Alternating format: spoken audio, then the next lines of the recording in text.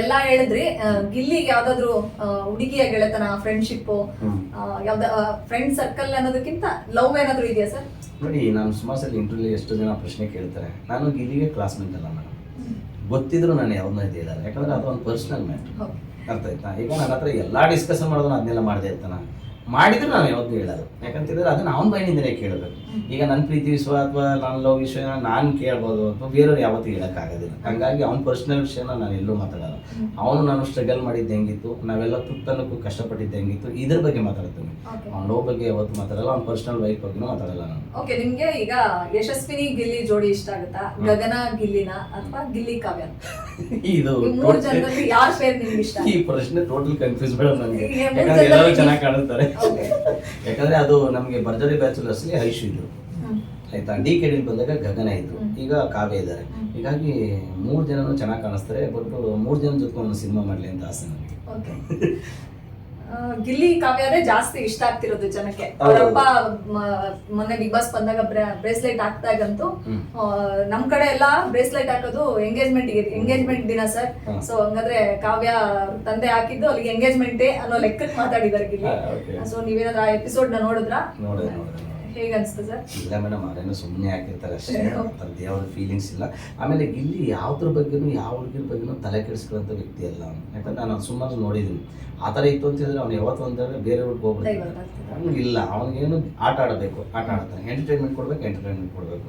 ಅವನು most entertainment piece ಅವನು. ಹಾಗಾಗಿ ಮಾಸ್ಟರ್ ಪೀಸ್ ಅಂತಾರಲ್ಲ ಆ ಥರ, ಅದು ಬೇರೆ ಲೆವೆಲ್ ಬಿಡಿ. ಗಿಲ್ಲಿ ಆ ಥರ ತಲೆ ಕೆಡಿಸ್ಕೊಳ್ಳೋದಿಲ್ಲ. ಬಟ್ ಆ ಥರ ನಿಮ್ಮ ಬಾಯಿಲ್ ಕಳೆದಾಗ ಖಂಡಿತ ಬ್ರಾಸ್ಲೆಟ್ ಆಗಿರೋದು ಎಂಗೇಜ್ಮೆಂಟೇ ಅದು ಹುಡುಗಿ ಕೂಡ ಆ ಥರನೇ ಆಗಿತ್ತು ಅಂದರೆ ದಯವಿಟ್ಟು ಏನಾರು ಆಶೀರ್ವಾದ ಇದ್ದರೆ ಖಂಡಿತ ಆಗಲಿ. ಎಲ್ಲ ನಾವೆಲ್ಲ ಸೇರಿ ಅಕ್ಷತೆ ಕಾಣೋಣ. ಮದುವೆ ಬಗ್ಗೆ ಯಾವ್ದಾದ್ರು ಅಂದ್ರೆ ಈ ಒಂದು ಇಯರ್ ಅಲ್ಲಿ ಆಗ್ಬೇಕು, ಈ ಡೇಟ್ ಅಲ್ಲಿ ಆಗ್ತೀನಿ, ಹಿಂಗಾಗ್ಬೇಕು ಮದ್ವೆ, ಆ ಥರದ್ದು ಏನಾದ್ರು ಕನಸುಗಳು ಹೇಳ್ಕೊಂಡಿಲ್ಲ? ಇಲ್ಲ, ನಮಗೆ ಡೇಟ್ ಅಂತ ಏನಿರಲಿಲ್ಲ ಮೇಡಮ್. ಫಸ್ಟ್ ಆಫ್ ಆಲ್ ನಾವು ಒಂದು ಲೈಫಲ್ಲಿ ಒಂದು ಸ್ಟ್ರಗಲ್ ಮಾಡಿದ್ವಿ, ಎಲ್ಲೋ ಒಂದು ಕಡೆ ಒಂದು ಸ್ವಲ್ಪ ನಿಂತ್ಕೋಬೇಕು ಅಂತ ಪ್ಲಾನ್ ಮಾಡಿದ್ವಿ. ಈಗ ಬರೋ ಅಂತ ಹುಡುಗಿರು ಹೆಂಗಿರ್ತಾರೆ ಅಥವಾ ಹುಡುಗರು ಹೆಂಗಿರ್ತಾರೆ, ನಾನು ಅದಕ್ಕೆ ಫಸ್ಟ್ ಹೇಳೋದು, ಫಸ್ಟ್ ಲೈಫು ಸೆಕೆಂಡ್ ವೈಫು ಅಂತ. ಯಾಕೆ ಹೇಳ್ತೀನಿ ಅಂತ ಹೇಳಿದ್ರೆ, ನಿಮ್ಗೆ ಲೈಫ್ ಚೆನ್ನಾಗಿದ್ರೆ ಮಾತ್ರ ವೈಫ್ ಚೆನ್ನಾಗಿ ಕಾಣಿಸ್ತವೆ. ಯಾಕಂದ್ರೆ ಈಗ ವೈಫ್ ಅಲಂಕಾರ ಮಾಡ್ಕೊಂಡು ಬಂದೇ ಇಲ್ಲ, ನನಗೆ ತುಂಬ ಇಷ್ಟ ಆಗುತ್ತೆ. ಹೆಣ್ಣಿಗೆ ನಾವು ಅಲಂಕಾರನ ಇಂಪಾರ್ಟೆಂಟ್. ನಾನು ಅವಳು ಕೇಳಿದ್ನೂ ಕೊಡ್ಸೋಕ್ಕಾಗಲ್ಲ ಅಂದಮೇಲೆ ಮತ್ತೇನು ಮಾಡ್ಬೇಕು. ಹೀಗಾಗಿ ನಾನು ಅವನ ಫಸ್ಟ್ ಒಂದು ಅಗ್ರಿಮೆಂಟ್ ಮಾಡ್ಕೊಂಡಿದ್ವಿ, ಬರೀ ಮಾತಲ್ಲೇ. ಇಲ್ಲಿ ನಾವು ಲವ್ ಬಗ್ಗೆ ಮಾತಾಡ್ಬಾರ್ದು, ಹುಡುಗಿರ ಬಗ್ಗೆ ಮಾತಾಡ್ಬೋದು. ಅದಕ್ಕೆ ಈ ಲೆವೆಲ್ ರೀಚ್ ಆಗಿದ್ವಿ. ಇಲ್ಲಾಂದ್ರೆ ಹುಡುಗಿರ ಬಗ್ಗೆ ಲವ್ ಬಗ್ಗೆ ನಾವು ಮಾತಾಡಿದ್ರೆ ಅದು ಬೇರೆ ಲೆವೆಲ್ಗೆ ಹೋಗ್ಬಿಡ್ತೀವಿ. ಸೊ ಅದು ಮಸ್ಟ್ ನಾವು ಎಲ್ಲೂ ಮಾತಾಡೋಗಿಲ್ಲ ಅದನ್ನು. ಈಗ ಗಿಲ್ಲಿ ಹುಡುಗಿ ಕೊಡಬೇಕು ಅಥವಾ ಗಿಲ್ಲಿ ಲವ್ ಮಾಡಬೇಕು ಅನ್ನೋ ಸುಮಾರು ಜನ ಸಿಗ್ತಾರೆ ಮೇಡಮ್. ಹೀಗಾಗಿ ಆ ಥರದೊಂದು ಲೈಫ್ ಏನಿರ್ತದೆ 100% ಕಷ್ಟಪಟ್ಟು ಅಲ್ಲಿ ಬಂದಿದ್ದಾನೆ. ಸೊ ನಾವು ಯಾವುದೋ ಒಂದು ಲೆವೆಲ್ಗೆ ಹೋಗಂಟ ಮದುವೆ ವಿಷಯ ಮಾತಾಡ್ಬೋದು, ಗಿಲ್ಲಿ ಮಾತಾಡೋಣ ಅಂತ ಹೇಳ್ಬಿಟ್ಟು ಡಿಸೈಡ್ ಮಾಡಿದ್ವಿ. ಏನೋ ದೇವ್ರದಿಂದ ಕನಿಷ್ಠ ಪಕ್ಷ ಈ ಲೆವೆಲ್ಗೆ ಹೋಗಿ ರೀಚ್ ಆಗ್ತಾ ಇದ್ವಿ.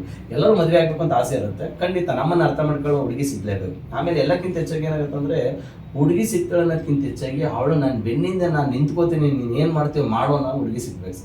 ಆವಾಗ ನೋಡಿ ಏನು ಬೇಕಾದ್ರೂ ಮಾಡೋದು. ಯಾಕಂದರೆ ಹೆಣ್ಣು ಅನ್ನೋದು ಒಂದು ಶಕ್ತಿ ಅಲ್ಲ ಮೇಡಮ್, ಆ ಶಕ್ತಿ ಹಿಂದ್ಗಡೆ ಇರಬೇಕು. ಅದು ಟಾರ್ಚರ್ ಆಗಿಬಿಟ್ರೆ ಕಷ್ಟ. ಯಾಕಂದ್ರೆ ಎಷ್ಟೋ ಜನಕ್ಕೆ ಏನಾಗುತ್ತೆ ಅಂದರೆ, ಮದುವೆಯಾಗಿ ಡೈವರ್ಸ್ ಆಗಿರೋರು ಯಾರು ಹೇಳಿ, ಈ ಥರ ಟಾರ್ಚರ್ ಆಗಿರೋರಿಗೆ. ನಾನು ಇವತ್ತು ಬಿರಿಯಾನಿ ತಿನ್ನಿಸ್ತಿದ್ದೀನಿ, ಇದಕ್ಕೆ ರೆಡಿ ಇರಬೇಕು. ನಾಳೆ ನಾನು ರಾಗಿ ಅಂಬ್ಲಿ ಕುಡಿಸ್ತೀನಿ, ಇದಕ್ಕೂ ರೆಡಿ ಇರಬೇಕು. ಅದು ಲೈಫ್.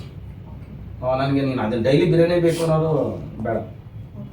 ನಿನ್ನ ಕಷ್ಟದಲ್ಲಿ ಸುಖದಲ್ಲಿ ಎಲ್ಲದೂ ನಾನು ಇರ್ತೀನಿ, ನಡಿ ಅಂತ. ಇವಾಗ ನೋಡಿ, ರಿಷಬ್ ಶೆಟ್ಟಿ ಸರ್ ಮದುವೆ ಮಾಡ್ಕೊಂಡು ನೋಡಿ ಅವ್ರ ಲೈಫ್ ಹೆಂಗೆ ಚೇಂಜ್ ಆಗುತ್ತೆ. ಎಸ್ ಸರ್ ಮದುವೆ ಮಾಡ್ಕೊಂಡು ಹೆಂಗೆ ಚೇಂಜ್ ಆಗುತ್ತೆ. ಅದು ಮೇಡಮ್ ಡ್ರೀಮ್ ಅಂತ ಹೇಳಿದ್ರೆ ಅವ್ರು ನಿಂತ್ಕೋಬೇಕು ನಿನ್ನಿಂದೆ, ನೀವೇನು ಮಾಡ್ತೀವಿ ಮಾಡು ಅಂತ. ಆವಾಗ ಬೇರೆ ಲೆವೆಲ್ಗೆ ಹೋಗ್ಬೋದು. ಮಾತಾಡ್ಬೇಕಾದ್ರೆ ಈ ತರ ರಿಷಬ್ ಸರ್ ಬಗ್ಗೆ, ಯಶ್ ಸರ್ ಬಗ್ಗೆ ಗಿಲ್ಲಿ ಯಾವತ್ತಾದ್ರೂ ರೆಫರೆನ್ಸ್ ಕೊಟ್ಟಿದ್ದು ಅಥವಾ ಇದ್ರೆ ಈ ತರ ಇರಬೇಕು, ಯಾರ ಹೆಸರು ತಗೋತಾ? ನಾವು ಎಲ್ಲರ ಹೆಸರು ತಗೊಂಡಿದೀವಿ. ಧನಂಜಯ ಸರ್ ತಗೊಂಡಿದ್ವಿ, ಗಾಲಿ ಧನಂಜಯ ಸರ್. ಧನಂಜಯ ಸರ್ ಮದುವೆ ಆಗಿದೆ 39 ಇಯರ್ಸ್ಗಿರೋದು. ನಾವು ಎಲ್ಲರೂ ಹುಡುಕೋದು ಮದುವೆ ಗಿಲ್ಲಿ, ನಾವೆಲ್ಲ ಸ್ವಲ್ಪ ಲೇಟಾಗಿ ಮದುವೆ ಆಗ್ತಿದ್ವಿ ಅಂತ ಅನ್ಸುತ್ತೆ ಅಂತ. ಲೇಟ್ ಆಗಿರೋ ಮದುವೆ ಯಾರಾಗಿದ್ದಾರೆ ನೋಡೋಣ ಅಂತ ಹೇಳ್ಬಿಟ್ಟು ಆನಂದ್ ಸರ್ ನೋಡೋದು, ಅಂಬರೀಶ್ ಸರ್ ನೋಡೋದು. ಅವರೆಲ್ಲ ಲೇಟಾಗಿ ಮದುವೆ ಆಗಿದ್ದಾರೆ, ನಮಗೂ ಚಾನ್ಸ್ ಇದೆ ಗಿಲ್ಲಿ ಮಾಡೋಣ ಅಂತ ಹೇಳ್ಬಿಟ್ಟು ಮದುವೆ ಆದ್ವಿ. ಸೊ ಆ ಥರ ಮದುವೆ ಆಗೋಂಥದ್ದು ಏನಿರುತ್ತೆ ಅದು ನೋಡಿದಾಗ ಎಷ್ಟು ಅದು ನಮಗೆ ತುಂಬ inspiration. Rishab Shetty sir inspiration. ಅವತ್ತು ಇತ್ತೀಚೆಗೆ ರಕ್ಷಿತ್ ಶೆಟ್ಟಿ ಸರ್ ಇದ್ದಾರೆ, ರಾಜ್ಬೀರ್ ಶೆಟ್ಟಿ ಸರ್ ಇದ್ದಾರೆ. ಇವರೆಲ್ಲ ಇನ್ನೂ ಮದುವೆ ಆಗಿಲ್ಲ ಅಂತ ಹೇಳಿದ್ರೆ ನಾವೇನು ಇನ್ನೂ ಇಲ್ಲ, ಪರವಾಗಿಲ್ಲ ಬಿಡಪ್ಪ, ಅವ್ರಿಗಿನ್ನ ಇನ್ನೂ ಸ್ವಲ್ಪ ಹಿಂದಕ್ಕೆ ಇದೀವಲ್ಲ, ಇನ್ನೊಂದು 2-3 ವರ್ಷ ಟೈಮ್ ಇದೆ ಆಗೋಣ ಅಂತ. ಬಟ್ ಆ ಥರದ ಒಳ್ಳೆ ಹುಡುಗಿ ಸಿಕ್ಕರೆ ಖಂಡಿತ ಆಗ್ತೀನಿ. ಓಕೆ, ಯಾವ್ದಾದ್ರು ಅಂದ್ರೆ ಊಟ ಮಾಡಕ್ಕೆ ಇಲ್ಲದೆ ಇರೋ ದಿನಗಳು ಹೌದು, ಬಟ್ ಇವತ್ತೆಲ್ಲ ಇದೆಯಲ್ಲ, ಯಾವ ಬೆಂಗಳೂರಲ್ಲಿ ಯಾವ ಗಲ್ಲಿ ಅಥವಾ ಎಲ್ಲಿ ಯಾವ ಪ್ಲೇಸ್ ಅಲ್ಲಿ ಬಾ ಇಲ್ಲೋ ಊಟ ಮಾಡೋಣ ಅಂತ ಕರ್ಕೊಂಡು ಹೋಗಿದ್ದು ಯಾವ್ದಾದ್ರು ಇದೆಯಾ ಸರ್? ನಮ್ದು 90% ಅಲ್ಲ 99% ಹೊರಗಡೆ ತಿನ್ನಲ್ಲ ನಾವು. ಈಗ ಹೋಟ್ಲಾಗ ಊಟ ಮಾಡ್ತೀರಿ, ಏನು ತಿಂತೀರಿ ಅಲ್ಲಿ? ಅನ್ನ ತಿನ್ಬೋದು, ಬಿರಿಯಾನಿ ತಿನ್ಬೋದು, ಚಿಕನ್ ತಿನ್ಬೋದು, ಮಟನ್ ತಿನ್ಬೋದು. ಅವನ್ನೆಲ್ಲ ನಾವೇ ತಂದು ಮಾಡ್ತೀವಿ. ಅಲ್ಲಿ ಎಲ್ಲೋ ಫ್ರಿಜ್ಜಲ್ಲಿ ಮಡಗಿರೋ ತಿನ್ನಕ್ಕೆ ನಾವೇನಕ್ಕೆ ಹೋಗ್ಬೇಕು? ಈಗ ನನಗೆ ಇಲ್ಲಿ ಒಳ್ಳೆ ಕುಕ್ಕು, ನಾನು ಒಳ್ಳೆ ಕುಕ್ ಮಾಡ್ತೀನಿ. ಯಾಕಂದ್ರೆ ನಾನು ಅವೆರಡು ಒಳ್ಳೆ ಕುಕ್ ಕಲ್ತಿರೋದ್ರಿಂದ ನಾವು 1 kg ಮಟನ್ ತಗೊಳ್ತೀವಿ, ಬಿರಿಯಾನಿ ಮಾಡ್ತೀವಿ, ಮುದ್ದೆ ಮಾಡ್ತೀವಿ, ರೈಸ್ ಮಾಡ್ತೀವಿ, ನಾವೇ ಮಾಡ್ಕೋತೀವಿ, ನಾವೇ ಬೆಳೆದ್ ನಿಲ್ಬೇಕು ಅಥವಾ ಈ ತರದೊಂದು ಬಂಗ್ಲೋ ಕಟ್ಬೇಕು ಅಥವಾ ಇಲ್ಲ ನಾನು ದೊಡ್ಡ ಡೈರೆಕ್ಟರ್ ಆಗ್ಬೇಕು ಅಥವಾ ಆಕ್ಟರ್ ಆಗ್ಬೇಕು, ಈ ತರದ್ ಏನಾದ್ರು ಹೇಳ್ಕೊಂಡಿದ್ಯಾ? ನಾವೆಲ್ಲ ದೇವ್ರ ಹತ್ರ ಆಯ್ಸ್ ಕೇಳೋರು, ಆಸೆನ ಜಾಸ್ತಿ ತಗೊಳ್ಳೋರೆಲ್ಲ. ದೇವ್ರಿಗೆ ನೀನು ಆಯ್ಸ್ ಕೊಡು, ನಮ್ಮ ಕೈಲಿ ಏನಾಗುತ್ತೆ ಅದನ್ನ ಮಾಡ್ತೀವಿ ನಾವು ಅಷ್ಟೇ. ದೇವ್ರು ಇವತ್ತು ನಮಗೆ ಆರೋಗ್ಯ ಆಯ್ಸ್ ಇದೆ ಹೇಳ್ಕೊಳ್ಳಿ ಮೇಡಮ್. ಯಾಕಂದ್ರೆ ನಮ್ಮ ಹತ್ರ ನಿಮಗೆ ಗೊತ್ತಿವಿ, ಗಿಲ್ಲಿ ನಟನ ಹತ್ರ 2 ವೀಲರ್ ಇರಲಿಲ್ಲ. ನಾನು ಗಾಡಿ ತಗೊಳ್ಳೋವರೆಗೂ ಗಿಲ್ಲಿ ನಟ 2 ವೀಲರ್ ಇರಲಿಲ್ಲ, ಅವನ ಹತ್ರ ಅಕೌಂಟ್ ಇರಲಿಲ್ಲ. ನಾನು EMI ಗಾಡಿ ಕೊಡಿಸಿದ್ದ ಅವನಿಗೆ ಶೋರೂಮಿಗೆ ಹೋಗಿ. ಯಾಕಂದ್ರೆ ನಾನು ಟಾಟಾ ಕ್ಯಾಪಿಟಲ್ ಬಜಾಜ್ ಫೈನಾನ್ಸ್ ಮಾಡ್ಬೇಕಾದ್ರೆ ಎಲ್ಲ ಪರ್ಸೆ ನನಗೆ ಎಂಟರ್ ನಾಗರಬಾವಿ ಸರೌಂಡಿಂಗ್ ರಿಂಗ್ ರೋಡಲ್ಲಿ ಎಲ್ಲ ಶೋರೂಮ್ಗಳು ನನ್ನ ಗೊತ್ತು. ಅವ್ರು ಎಷ್ಟೋ ಜನ ಸರ್ ಬನ್ನಿ ಅಂತ ಹೇಳ್ಬಿಟ್ಟು ನಾನು ಗಿಲ್ಲಿ ನಟನ ಗಾಡಿ ಕೊಡಿಸ್ಬೇಕಾದಾಗ ಯಾವಾಗಲೂ ಬರೋ ನನಗೆ ಫೋನ್ ಮಾಡೋಣ, ಸರ್ ಅಲ್ಲಿ ಹೋಗ್ಬೇಕು ಬನ್ನಿ, ಇಲ್ಲಿ ಹೋಗ್ಬೇಕು ಬನ್ನಿ ಅಂತ. ನೀವು ಹಿಂಗೆ ಇದ್ರೆ ಆಗಲ್ಲ ಸರ್ ಅಂತ ಹೇಳ್ಬಿಟ್ಟು ಯಾವುದೋ ದುಡ್ಡು ಬಂತು. ಅವಾಗ ಫಸ್ಟ್ ಒಂದು ಗಾಡಿ ತಗೊಂಡ, Pulsar bike 220cc Pulsar bike ತಗೊಂಡು. ಬಟ್ ಆ ಪಲ್ಸರ್ ಬೈಕ್ ಕೊಡಿಸ್ತೀವಿ. ಪಲ್ಸರ್ ಬೈಕ್ ತಗೋಬೇಕಾದ್ರೆ ಅದನ್ನು ನಾನು ಮಾತು ಹೇಳಿದೆ, 2 ವರ್ಷದಲ್ಲಿ ಮಾತ್ರ ಕಾರ್ ಐತೆ ಹೋಗಿ ಅಂತ. 1.5 ವರ್ಷಕ್ಕೆ ಒಂದು ದೊಡ್ಡ ಕಾರ್ ತಗೊಂಡು, ಒಂದು 24 ಲಕ್ಷದ ಕಾರ್ ತಗೊಂಡು. ಸೊ ಹಂಗಾಗಿ ನಮಗೆ ಖುಷಿ ಮೇಡಮ್. ಅದೆರಡು ಗಾಡಿ ಪಲ್ಸರು ಕಾರು ಎರಡು ನಿಮ್ಮ ಮನೆ ಮುಂದೆ ಬಂದಿದ್ಯಾ? ಇಲ್ಲಿ ಬಂದು ಒಂದ್ಸರಿ ಅವನು ಲಗ್ಗೆರೆ ಹತ್ರ ರೂಮ್ ಖಾಲಿ ಮಾಡ್ಬಿಟ್ಟಿದ, ಹೊಸ ಕಾರ್ ತಗೊಂಡ. ಯಾಕಂದ್ರೆ ಅಲ್ಲಿ 2 ವೀಲರ್ ನಿಲ್ಸಕ್ಕೂ ಜಾಗ ಇರಲಿಲ್ಲ, ನೀವು ನೋಡಿದ್ರೆ ಗೊತ್ತಾಗುತ್ತೆ. ಒಂದಿನ ಹಿಂಗೆ ಏನೋ ಮಾತಾಡಕ್ ಹೋಗಿ ಮನೆ ಖಾಲಿ ಮಾಡ್ಕೊಂಡು ಬಂದ್ಬಿಟ್ಟಿದ.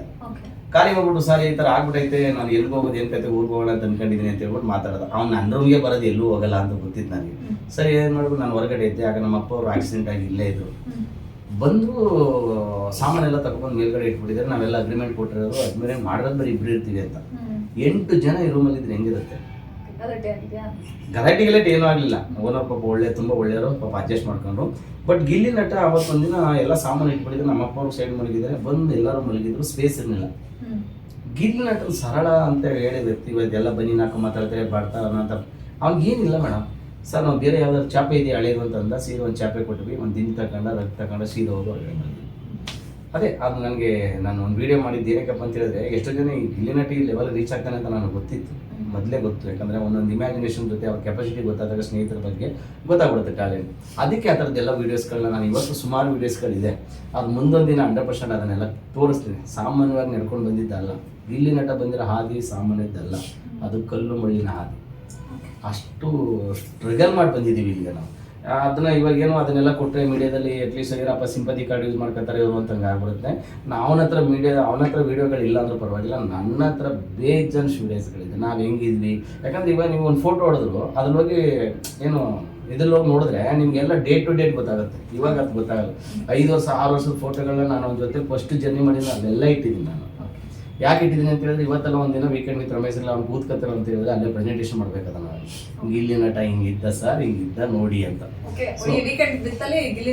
ಖಂಡಿತ ಕೂತ್ಕೊತಾನೆ ಅವನು. ಯಾಕಂದ್ರೆ ಆ ಟ್ಯಾಲೆಂಟ್ ಇದ್ದಾನೆ ಬಿಡಿ, ಸಾಮಾನ್ಯ ಟ್ಯಾಲೆಂಟ್ ಅಲ್ಲ ಮೇಡಮ್. ಯಾಕಂದ್ರೆ ಈಗ ನಿಮಗೆ ಸರಸ್ವತಿ ಎಲ್ಲ ಕೊಟ್ಬಿಟ್ಟಿದ್ದಾನೆ ಅವ್ನಿಗೆ. ಸರಸ್ವತಿ ಅವ್ನಿಗೆ ಡೈಲಾಗ್ ರೈಟರ್ ಹಾಕೊಟ್ಟವನ, ಆ್ಯಕ್ಟಿಂಗ್ ಹಾಕೊಡೋನು, ಆಮೇಲೆ ಬಂದಿದ್ದೇ ಡೈರೆಕ್ಷನ್ ಮಾಡಬೇಕು ಅಂತ ಅವನು. ಅದಾದ್ಮೇಲೆ ಯಾಕಂದ್ರೆ ನಾವೆಲ್ಲ ಸಿಂಗಲ್ ಟೇಕ್ ಯಾಕೆ ಮಾಡ್ತಿದ್ವಿ ಅಂತ ಹೇಳಿದ್ರೆ ಅದೇ ಉದ್ದೇಶಕ್ಕೆ. ನಮ್ಮ ಹತ್ರ ದುಡ್ಡು ಇರಲಿಲ್ಲ, ನಮ್ಮ ಹತ್ರ ಟ್ಯಾಲೆಂಟ್ ಇದೆ, ಕೆಲಸ ಕೊಡೋರು ಯಾರು ಕೊಡ್ತಾರೆ? ಈಗ ಒಬ್ಬ ಪ್ರೊಡ್ಯೂಸರ್ ಹತ್ರ ಹೋಗಿ ಮಾತಾಡೋದಿರ್ಬೇಕಾದಾಗ ಕನಿಷ್ಠ ಪಕ್ಷ ಅವ್ರು ಏನು ಹೇಳ್ತಾರೆ, ನೀವು ಯಾವ್ದಾರ ಮಾಡಿದ್ರೆ ಅಂತ. ಸುಮಾರು ಜನ ತೋರಿಸ್ತಾ ಇದ್ವಿ, ಇದನ್ನ ಡೈಲಾಗ್ ಪ್ರಾಕ್ಟೀಸ್ ಮಾಡ್ಕೊಂಡು ಯಾರು ಬೇಕಾದ್ರು ಮಾಡ್ಬೋದ್ರಿ ಇದನ್ನ ಅಂತ ಅಂದ್ಬಿಡೋರು. ಏನು ಮಾಡ್ತೀರಿ? ಆವಾಗ ನಾವು ಸಿಂಗಲ್ ಟೇಕಿಂದ ಸಿನಿಮಾಟಿಕ್ ಬಂದಿದ್ದೆ ಅಮೂಲ್ಯ ರತ್ನ ಆರುಷಿ. ಅದೇ ನಂಗೆ ಬಂದ ತಕ್ಷಣ ನೋಡಿದೆ ಸರ್ ಈ 2 ಶಾರ್ಟ್ ಫಿಲ್ಮ್ ಡೈರೆಕ್ಷನ್ ನಂದೇ ಮೇಡಮ್. ಡೈರೆಕ್ಷನ್ ಎಲ್ಲ ನಂದೇ. ಅದು ಸಿನಿಮಾಟಿಕ್. ನಿಮ್ಗೆ ಅದೆರಡು ಫೀಲ್ ನೋಡಿದ್ರೆ ಅಮೂಲ್ಯ ರತ್ನ ಕನ್ನಡ ಶಾರ್ಟ್ ಮೂವಿ ಅಂತ ಯೂಟ್ಯೂಬಲ್ಲಿ ಹಾಕಿದ್ರೆ ಗೊತ್ತಾಗುತ್ತೆ. ನಾವು ಅದನ್ನು ಹೆಂಗೆ ಮಾಡ್ತಿದ್ದೀವಿ, ನಮಗೆ ಎಷ್ಟು ಕೆಪಾಸಿಟಿ ಇದೆ, ಮಾಡ್ತೀವಾ ಇಲ್ವಾ, ಅದನ್ನೆಲ್ಲ ಅದು ನೋಡ್ಬೋದು ಅಷ್ಟೇ. ಸೊ ಅದಕ್ಕೆ ನಾನು ರೆಫರಲ್ಗೆ ಶಾರ್ಟ್ ಮೂವೀಸ್ ಮಾಡಿದ್ದೀನಿ. ಇನ್ನೊಂದೆರಡು ಮಾಡಿದ್ದೀನಿ, ಹಾರತಿ ಅಂತ ಒಂದು ಮಾಡಿದ್ದೀನಿ. ಹೀಗಾಗಿ ಸಾಕಷ್ಟು ಸಿನಿಮಾಗಳಲ್ಲಿ ನಾನು ಆ್ಯಕ್ಟಿಂಗ್ ಮಾಡಿದ್ದೀನಿ. ಆಪರೇಷನ್ ಡಿ ಅಂತ ಹತ್ರ ರಿಲೀಸ್ ಆಗುತ್ತೆ, ತೂತ್ ಕಾಸು, ಗಿರಿಬಾಜಿ ಅಂತ ಒಂದು ಮಾಡಿದ್ದೀನಿ. ಸೊ ಹಿಂಗೆಲ್ಲ ಮಾಡ್ತಾ ಇದ್ವಿ. ಬಟ್ ನಮ್ಗೆ ಏನಾಗತ್ತಾರೆ ಅವಕಾಶಕ್ಕೋಸ್ಕರ ನಾವೆಲ್ಲ ಕಾಯ್ತಾ ಇದ್ವಿ ನಾವು. ನಮ್ಗೆ ಆ ಥರದ ರಶ್ವಿ ಇತ್ತು. ನೀವು ಹೇಳಿದ್ರೆ ವೀಕೆಂಡ್ ವಿತ್ತು ಮತ್ತೆ ಗಿಲ್ಲಿ ಕೂರ್ಲೇಬೇಕು ಅಂತ. ಅಫ್ಕೋರ್ಸ್ ಈಗ ಇಡೀ ಕರ್ನಾಟಕ ಮೆಚ್ಕೊಂಡಿದೆ, ಜೊತೆಗೆ ನಮ್ಮ ಕರುನಾಡ ಚಕ್ರವರ್ತಿ ಶಿವಣ್ಣ ಎಲ್ಲೇ ಹೋದ್ರು ಕೂಡ ಗಿಲ್ಲಿದೊಂದು ಸ್ಟೆಪ್ ನ ಮಾಡ್ತಾ ಇರ್ತಾರೆ. ಸೊ DKD ಆ ದಿನಗಳು ಅದನ್ನೇನಾದ್ರೂ ಒಂಚೂರು ರೀಕಾಲ್ ಮಾಡ್ಕೊಳ್ಳೋದಾದ್ರೆ? DKDಲಿ ನೋಡಿ, ಇವಾಗ ಹೋಗ್ಬೇಕಾದ್ರೆ ಕಾಮಿಡಿ ಕಿಲಾಡಿಗಳಲ್ಲಿ ನಾನು ಸೆಲೆಕ್ಟ್ ಆಗ್ತೀನೋ ಇಲ್ವಾ ಅಂತ ಗೊತ್ತಿಲ್ಲದೇನೆ ಹೋಗಿದ್ದು. ಆ ಸ್ಟೇಜ್ ಮೇಲೆ ಆ ಥರದೊಂದು ಸರ್ಕಸ್ ಮಾಡ್ದ ಅವನು. ಆ ಸ್ಟೇಜ್ನ ಒಂದ್ಸರಿ ಒಂದು ಶೇಕ್ ಮಾಡ್ಬಿಟ್ಟು ಆ್ಯಕ್ಟಿಂಗ್ ಮಾಡಿ ಅಲ್ಲಿಂದ ಸ್ಟಾರ್ಟ್ ಆಯಿತು. ಆಮೇಲೆ ಕಾಮಿಡಿ ಕಿಲಾಡಿಗಳಿಗೆ ಗೆದ್ದ ಅಂದ್ರೆ ಒಂದು ಒಳ್ಳೆ ಫೇಮ್ ಬಂತು. ಅದಾದ್ಮೇಲೆ ನೆಕ್ಸ್ಟ್ ಭರ್ಜರಿ ಬ್ಯಾಚುಲರ್ಸ್ ಹೋದ, ಅಲ್ಲಿ ನೆಕ್ಸ್ಟ್ ಲೆವೆಲ್ ಶೋ ಮಾಡ್ದ. ಅದಾದ್ಮೇಲೆ DKD ಹೋದ, ಅಲ್ಲಿ ಶಿವಣ್ಣ ಮೇಡಮ್, ಅನುಶ್ರೀ ಮೇಡಮ್ ಸಿಕ್ಕಾಪಟ್ಟೆ ಸಪೋರ್ಟ್ ಮಾಡೋರು ಅವ್ರಿಗೆ. ಹಾಗಾಗಿ ಆಮೇಲೆ ಸಪೋರ್ಟ್ ಮಾಡೋದು ಅನ್ನೋದಕ್ಕಿಂತ ಹೆಚ್ಚಾಗಿ ಏನಾಗುತ್ತೆ ಅಂದ್ರೆ ಆ ಥರದ ಪರ್ಫಾರ್ಮೆನ್ಸ್ ಮಾಡಿದ್ದ ನೀವು ನೋಡಿದ್ರಿ. ಅದಾದ್ಮೇಲೆ ಈಗ ಬಿಗ್ ಬಾಸ್ ಬಂದಿದ್ದಾರಲ್ಲ, ಆ ಬಿಗ್ ಬಾಸ್ ಬೇರೆ ಲೆವೆಲ್ಗೆ ಹೋಗ್ತಾ ಇದ್ದಾನೆ. ಅದರಲ್ಲಿ ವಿನ್ ಆಗ್ಬಿಟ್ರೆ